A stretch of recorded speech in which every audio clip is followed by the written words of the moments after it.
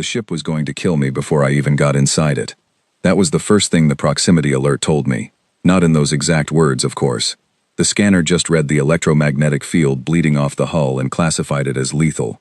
My little salvage pod rattled like a tin can in a storm as I pushed it closer anyway, because the pay was 40,000 credits, and I had 11 left in my account, and a repair debt on my tools that was growing interest by the day. My name is Dara Voss. I fix things for a living. Mostly things other people have given up on.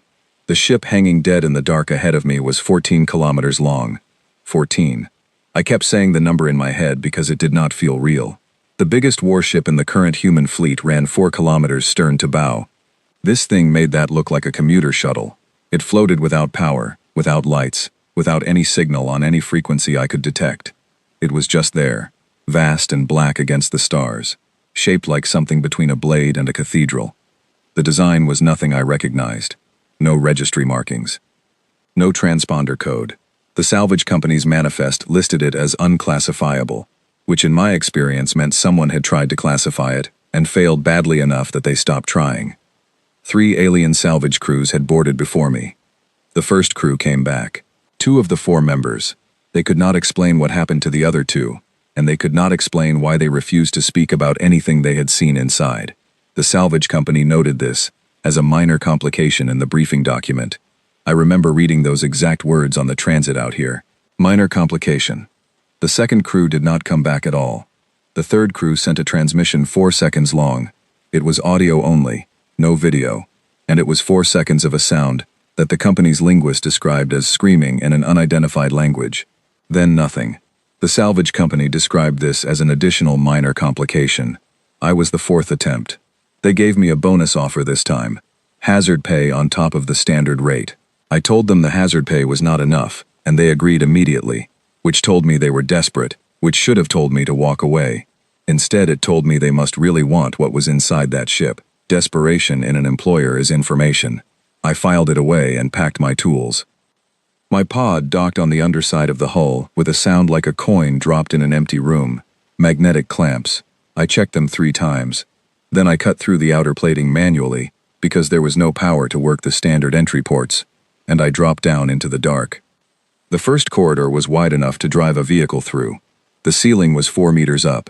The walls curved slightly inward, a design choice I had never seen before, and the floor was made of something that was not metal, but rang like it when I tapped my boot against it. My suit lights threw long shadows down the passage in both directions, and I stood there for a moment, just breathing and listening. Nothing. The air inside was stale but breathable, which should have been impossible after however long this ship had been out here. My scanner read it as recycled air. Functional atmospheric processors running somewhere in the dark on no power I could detect. I made a note of that. Unexplained functional systems were either a very good sign or a very bad one, and I had learned not to decide which until I had more information. I walked deeper in. The scale of the thing became real the further I went. Not just the corridor width, but the proportions of everything. The door frames, the handholds along the walls, the spacing of the access panels, the height of the instrument clusters I passed. Everything was built for a being roughly human in shape. 2 arms, 2 legs, upright posture, roughly my reach. Nothing in the alien salvage market built things to human scale. There was no reason for anything out here to be built to human scale. I kept walking. The engine room was 6 levels down and half a kilometer along the central spine of the ship. I found it by following the low-frequency vibration I could feel through my boots, a deep rhythmic pulse, like a heartbeat from something enormous and very far away. The door was sealed but not locked. It swung open when I pushed it, which told me someone had designed it to open from outside for maintenance access, which told me someone had designed it with mechanics in mind. I stepped inside. The engine room was the size of a sports stadium. The ceiling disappeared into darkness above me, and the chamber stretched in every direction further than my lights could reach. In the center sat the primary drive core, and it was the most beautiful piece of engineering I had ever seen in my life. Not because it was ornate, because it was clear. Every component was logically placed, each system connected to the next, in a sequence that made immediate, obvious sense to someone who understood how these things worked. Whoever built this had been thinking about the person who would one day need to fix it. They had been thinking about me, or someone like me. I walked up to the primary interface panel. It was dark, no power. the surface cold under my gloves. I ran my scanner over it, and it told me the same thing it had been telling me since I boarded. No active power signature. No signal. No electronic activity of any kind. I put my hand on the panel anyway. The ship woke up. Not with a surge of light and a blare of alarms. Not dramatically. It woke the way something wakes after a very long sleep when it finally hears a sound it has been waiting for. A warmth moved through the panel under my palm. Then a soft vibration. Then, one by one, lights began to come on in the engine room. Not the harsh white of emergency systems, but a deep amber glow. The color of late afternoon. The color of a room where someone has been working for a long time. The interface panel filled with text. Not alien script. Not a language I had to decode. The letters were a form of English, so old that some of the characters were shaped differently, but I could read it. I could read all of it. It was a diagnostic report. Not a greeting. Not a warning. A mechanics report. A list of damaged systems, failed components, degraded materials, fractured conduits. Subsystem by subsystem. The ship was telling me what was broken. The list was long. It was very long. It read like the damage log of a vessel that had been in sustained combat for years and then sat dead in space for longer than I had a number for. I stood in the amber light of a dead ship that had just told me its problems, and I did the only thing that made sense to me. I started reading. The list ran to 47 pages. I read all of them, slowly, standing at the panel, with my scanner running secondary checks on each item the ship flagged. The systems were complex but not foreign. The engineering logic was familiar in a way I could not immediately explain. I understood this ship the way you understand a sentence in your own language even when some of the words are new. The underlying grammar was mine. At the end of the diagnostic report, after 47 pages of technical fault listings, the panel showed one more entry. Crew manifest. Last active crew. One species listed. One line of classification below it. Human. Date of last crew presence. 47,000 years prior. I read that number 4 times. Then I sat down on the floor of the engine room because my legs decided they were done standing for a moment. The ship waited. The amber lights stayed steady. The deep rhythmic pulse I had felt through my boots was stronger now, more even, like breathing that had become calm. All around me in the enormous dark of the engine room, systems were spinning up one by one, quiet as patience, steady as stone. 47,000 years. I sat on the floor and looked at that number on the panel until it stopped being a number and became something else entirely. A weight, a distance, a fact so large it pushed everything else out of my head for a while. The ship did not rush me. It had been waiting for this long. It could wait a little longer. Eventually I got up. I pulled out my tools. I looked at page 1 of the diagnostic report. I got to work. The first repair took 6 hours, and it was just the secondary atmospheric circulation relay on level 3. A failed coupling, a corroded junction, 2 feed lines that had lost pressure integrity over what I now understood was an incomprehensible span of time. I replaced what I could with materials from my kit, fabricated the rest from components I harvested from non-critical systems nearby, and when I reactivated the relay, the ship registered it with a soft pulse of light through the panel nearest to me. I had been thanked by machines before. Equipment that chimed confirmation. Vehicles that ran smoother after a tune. The feeling was always the same quiet satisfaction of a problem solved. This was different. The pulse felt deliberate, considered. Like something enormously patient had noticed what I did and chose to acknowledge it specifically. I moved on to the next item on the list. The days blurred together. I stopped counting them by the second rotation of my sleep schedule and started counting them by completed repairs instead. 14 repairs, 22, 31. The ship responded to each one, not with drama, not with fanfare, but with a consistent attentiveness that was impossible to ignore once I noticed it. Panels lit up near where I was working before I reached them. Access hatches opened as I approached. When I needed to cross to a section I had not yet visited, the lighting in the corridors ahead of me adjusted to guide me there. The ship was helping. I started talking to it on the 3rd day, not asking questions, not expecting answers. Just narrating my work the way I always had when I was alone with a difficult repair job. Describing what I was seeing, what I thought the problem was, what I intended to do about it. It was habit. I had been doing it since I was old enough to hold a wrench, and too young to have anyone to talk to while I did. The ship listened. I know that sounds strange, but there is a quality to being heard by something, even a machine, and the ship had it. When I spoke while working, the ambient hum of the systems around me shifted very slightly in register. It was not language. It was more like the way a person leans forward when something interests them. I named it Gideon on the 4th day. It was a reflex, not a decision. I had dropped a repair tool, and it had rolled under a conduit housing, and I had said, out loud with some feeling behind it, the name of the first tool I ever broke as a child, and spent 3 weeks figuring out how to fix. Gideon was what I called that old wrench. The name came out, and then I looked up at the ceiling of the corridor I was in, and said, "That is what I am calling you, by the way." And the lights around me did something I had not seen them do before. They warmed. A degree or two, not much, but perceptible. The color of the light in that corridor went from amber to something closer to gold. I picked up my tool and kept working. By the 8th day, I had restored partial power to 11 of the ship's 43 primary systems.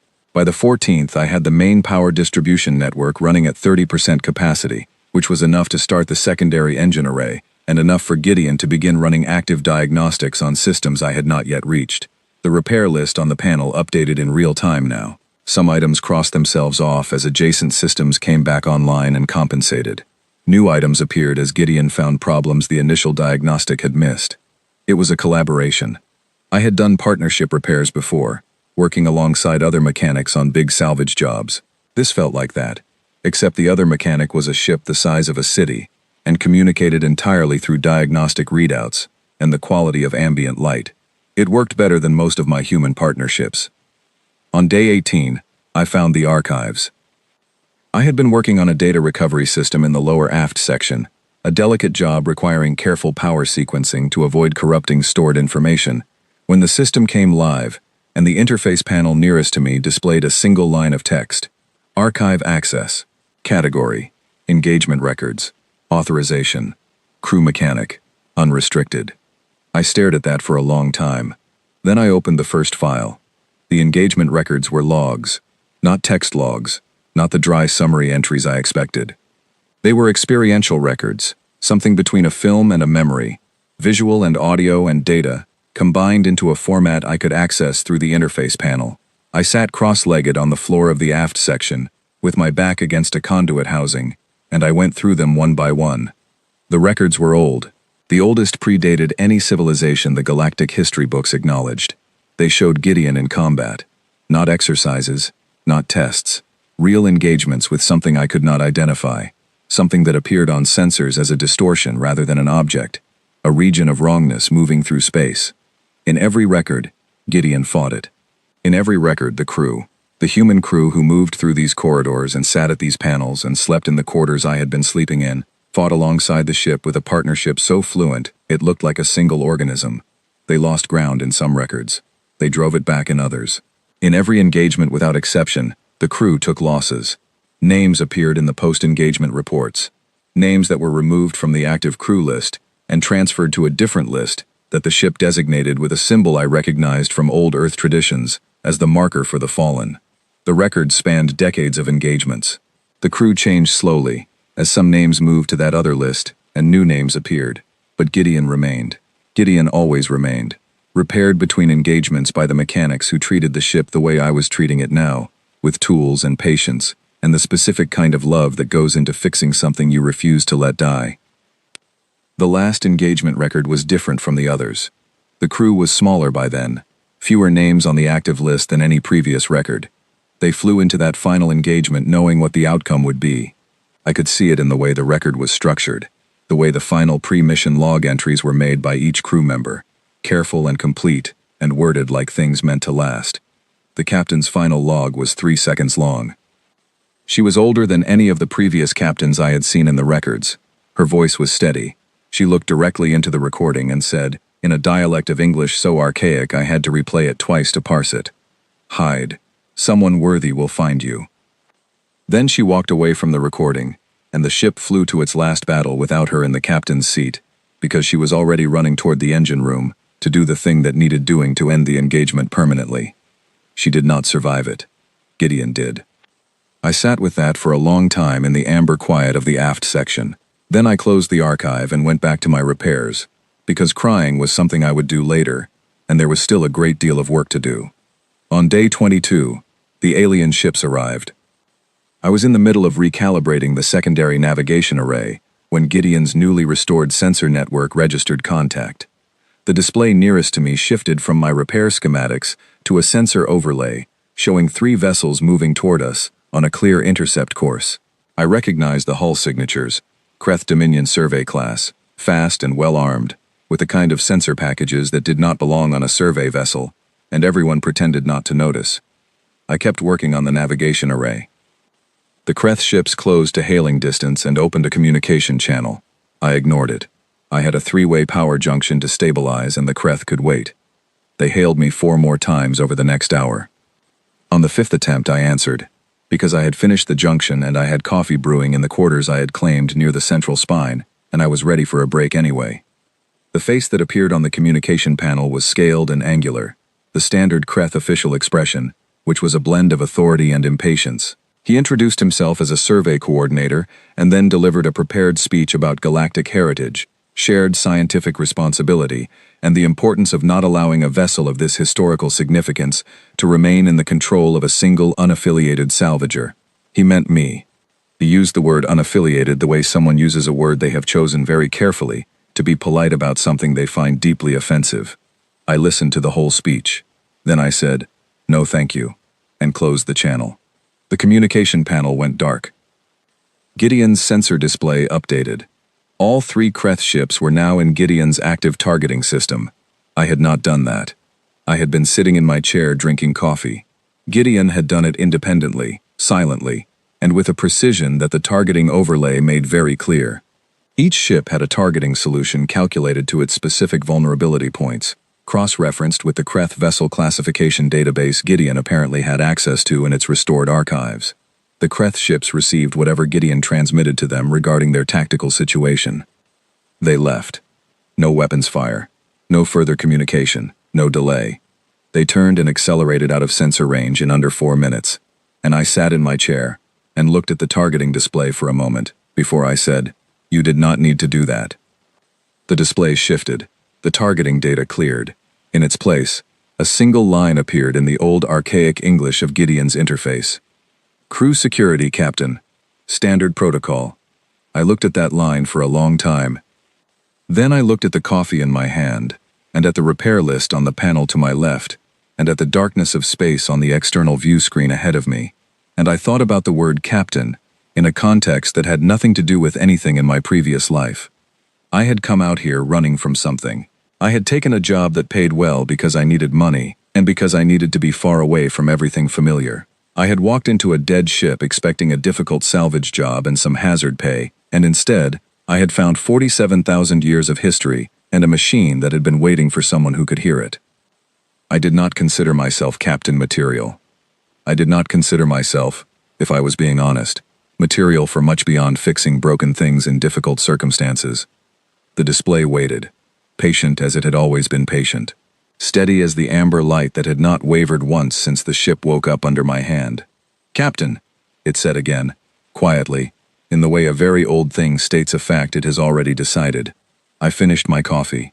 "All right," I said, to no one, and to everything around me. "Show me what else needs fixing." The repair list expanded. There was a great deal more to do.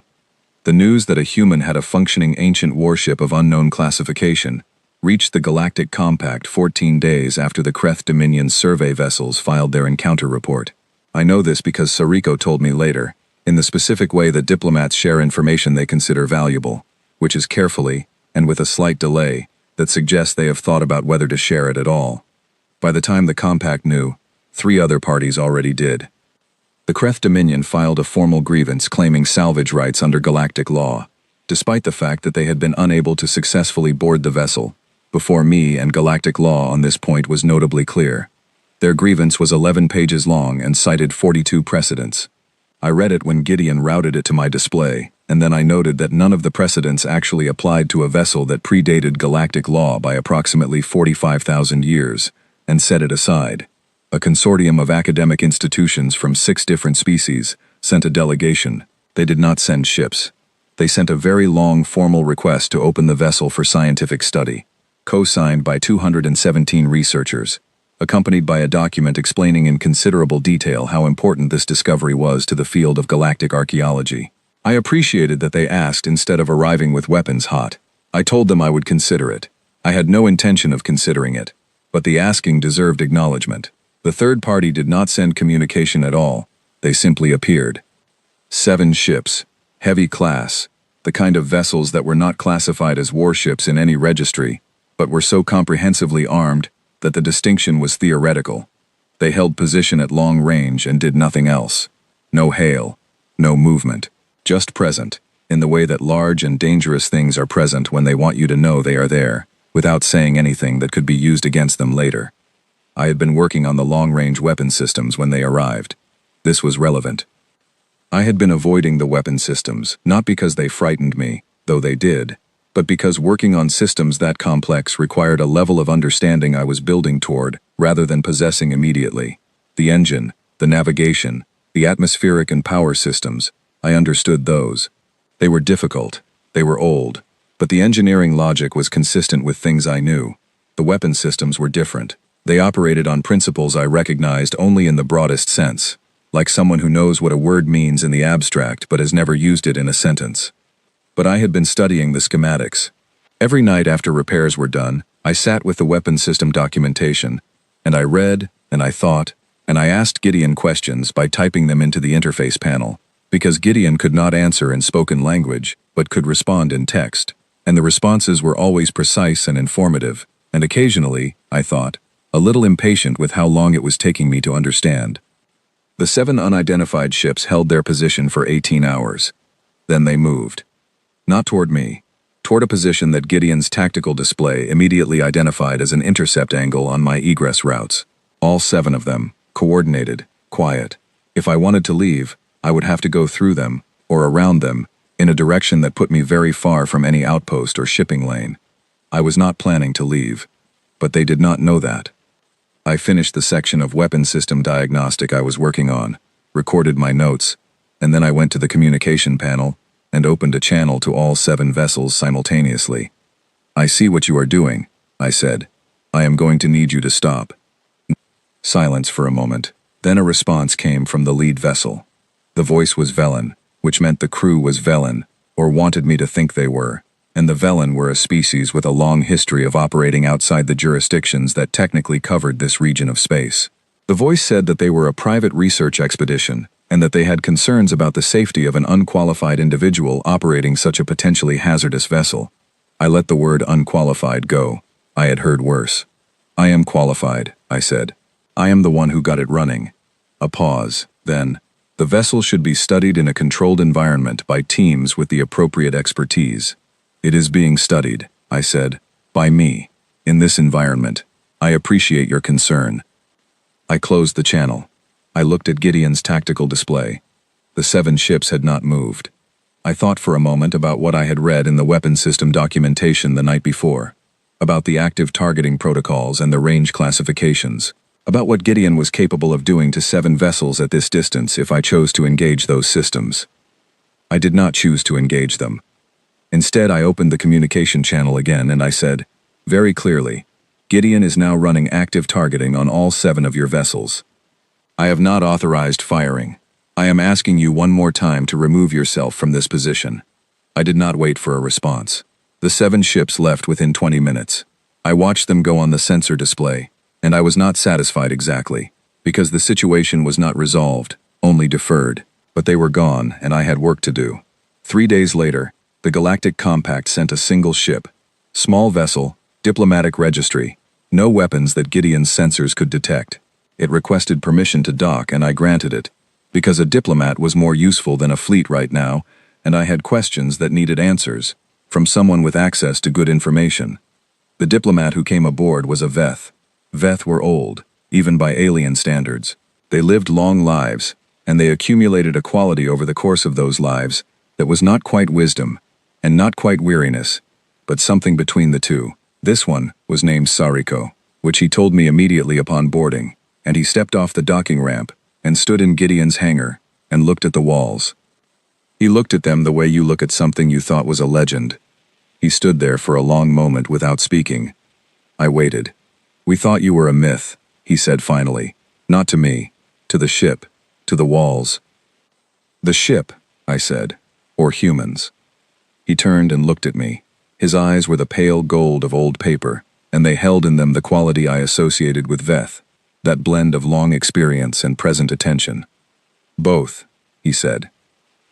He came with me to the central conference room, a space I had cleaned and repaired enough to be functional, and we sat across from each other, at a table that had last been used 47,000 years ago, and he told me about the silence. He did not call it that at first.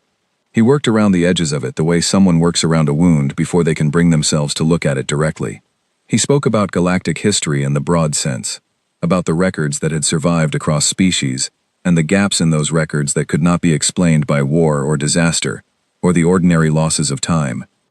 Then he said the word. The silence. He said it was what the Compact called a period beginning approximately 49,000 years ago and ending approximately 47,000 years ago. A period in which 17 spacefaring civilizations ceased to exist.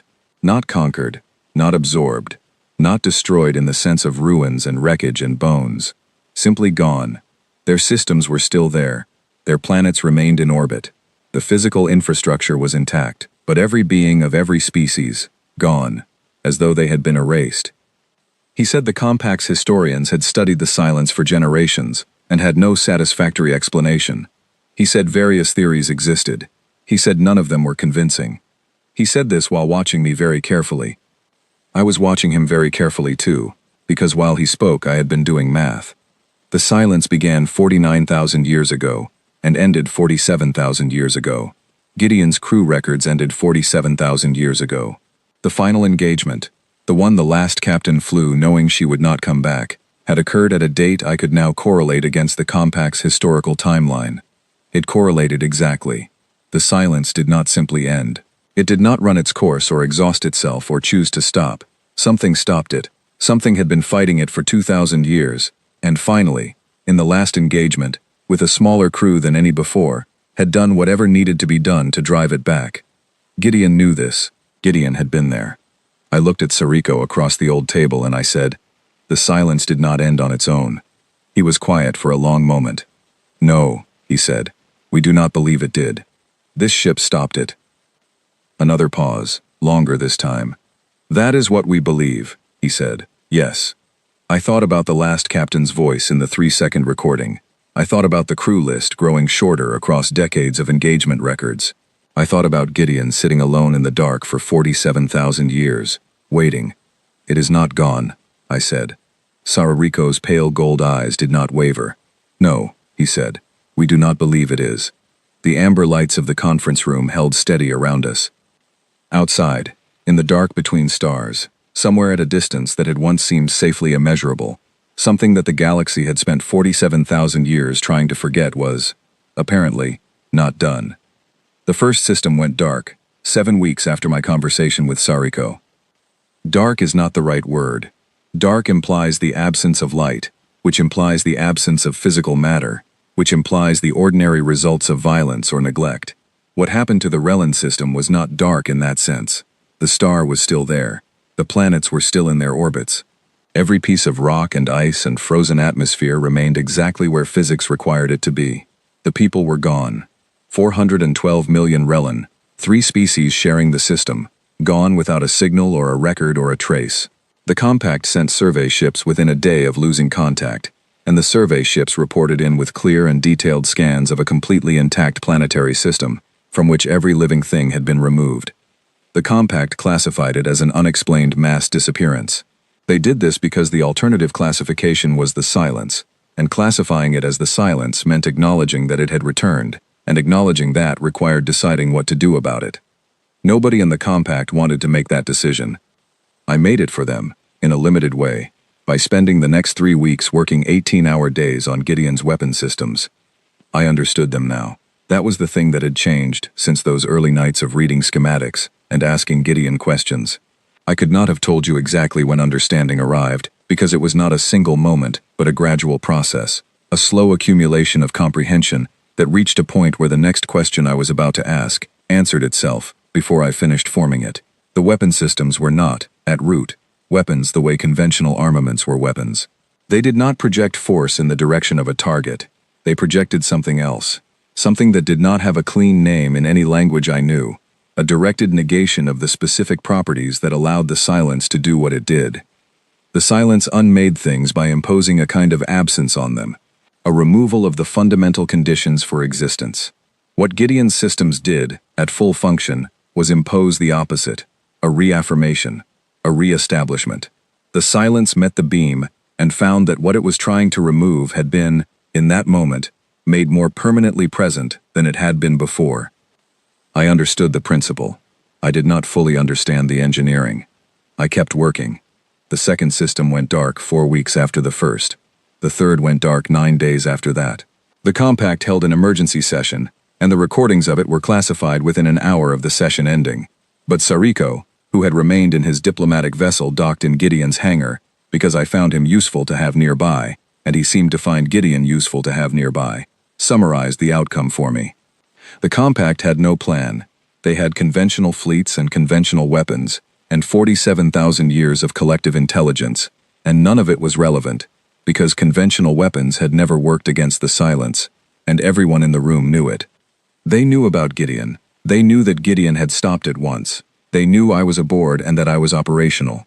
They did not ask me to do anything yet, because asking meant admitting that a single human mechanic aboard a repaired ancient warship was their best option. The politics of that admission were complicated. "Tell them," I said to Sariko, "that I am aware of the situation." "Is that all?" he said. "Tell them I am working on it." I went back to the weapon systems.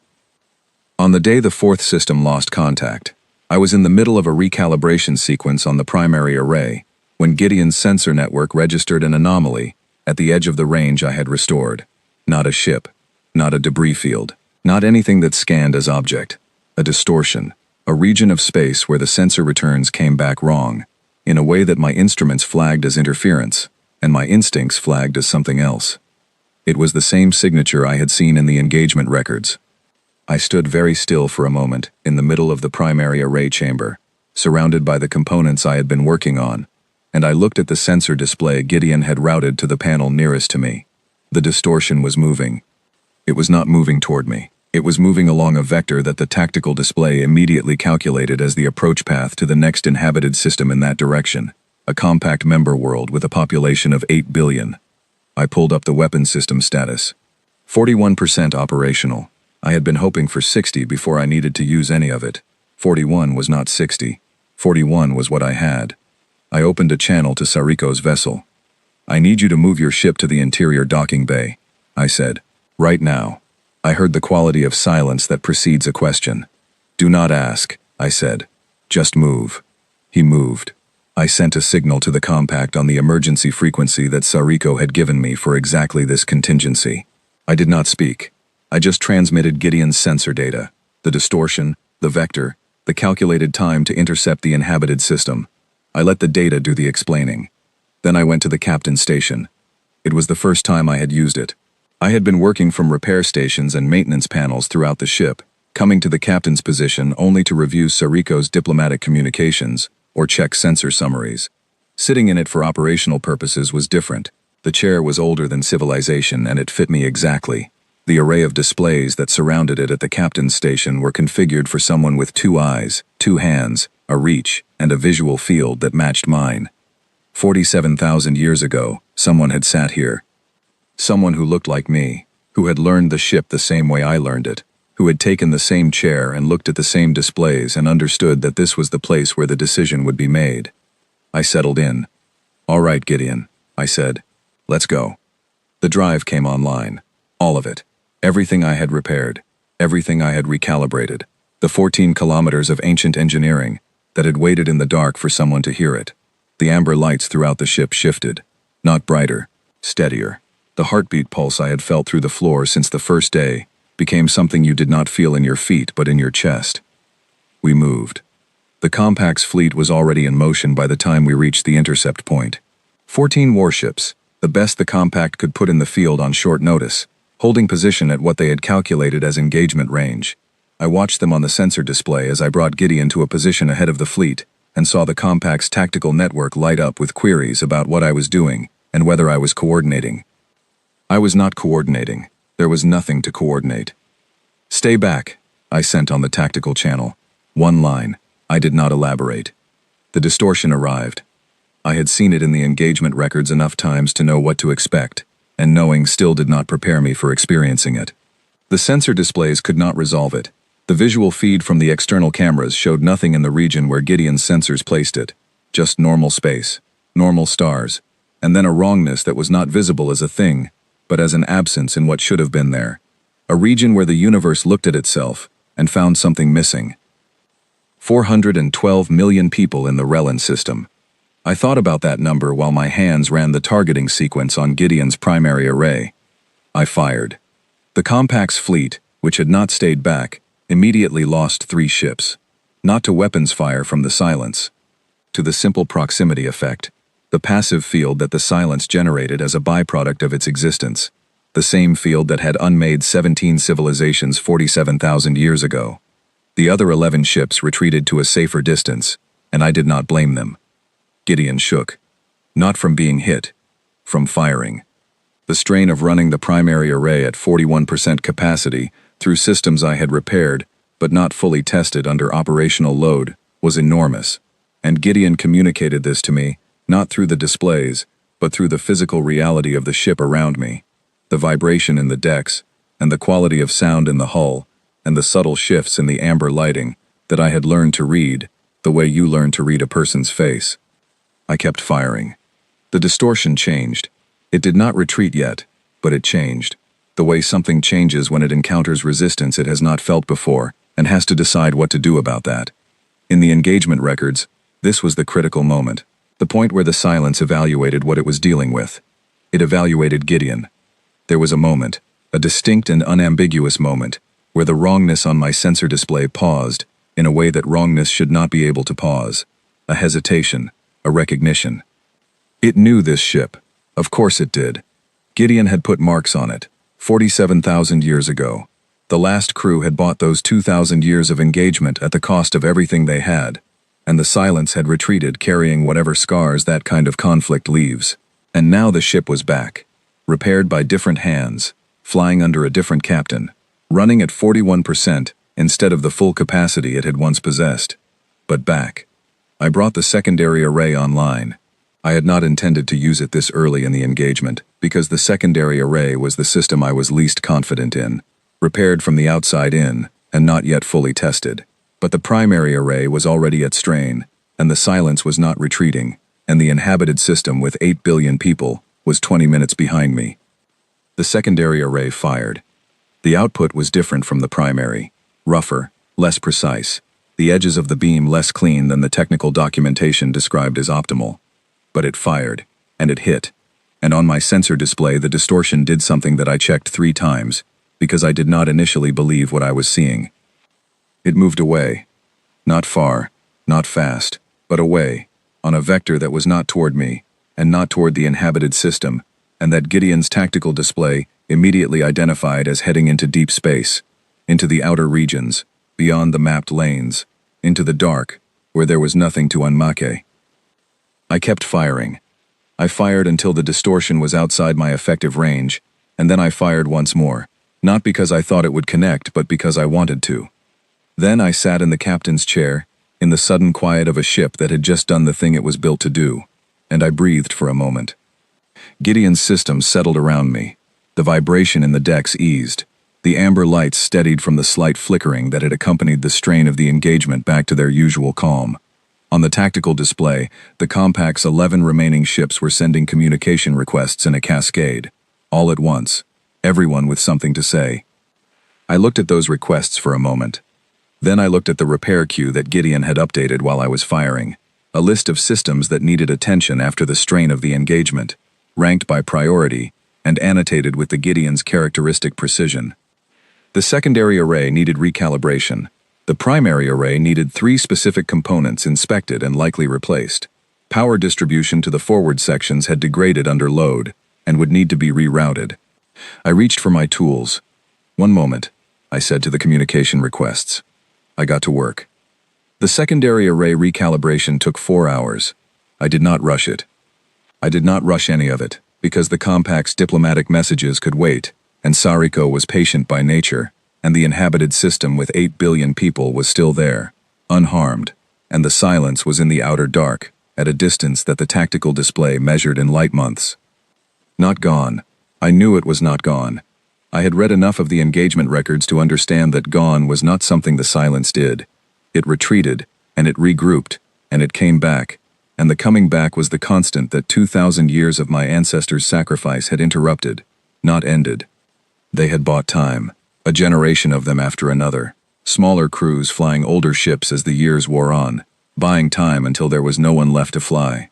Gideon had waited for someone to come and start buying time again. When the secondary array recalibration was done, I went to the communication panel and opened a channel to Sariko first, before the compact, because Sariko would be straight with me in a way that the compact's committee of voices would not. "How many people have I got?" I said. He knew what I meant. He had been on Gideon long enough to understand the question. I was one person, one mechanic, running a ship that had been designed for a crew of several hundred, the specific kind of human crew that resonated with Gideon's systems in the way that I resonated with them. I had been flying it alone, because there was no one else. But I had nearly lost the engagement today, not because of skill or tactics but because of capacity. 41%. Improvised solutions. One person in a captain's chair running sequences that were meant to be distributed across an entire crew. The silence was going to come back. It was always going to come back. "That is what I need to tell you," Sariko said. "The compact's records. There are people in them. Dara. Scattered across the settled systems. Across 30 or 40 species histories. The ones who appear in maintenance logs and engineering reports, and archaeological records, as the individuals who fixed the things that could not be fixed. Across thousands of years of records." I understood. 47,000 years was a long time, long enough for a species to scatter and dilute and blend into the fabric of a galaxy that had moved on and built new civilizations without them, long enough for the specific quality of mind that Gideon needed, that resonant frequency between human cognition and this ship's systems, to appear in unexpected places, in people who did not know what they were carrying. The compact had records. Sariko had pulled them quietly while I was working, because Sariko was the kind of diplomat who gathered information constantly and considered sharing it carefully, and had apparently decided this was the moment. I thought about what it meant to find those people, to explain what Gideon was, and what the silence was, and what was needed, and ask them to come. Some of them would say no. I had no right to ask anyone to do what my ancestors had done, which was choose this ship and what it required over everything else. But some of them would say yes. Mechanics always know when a thing is worth fixing. "Send me the records," I said.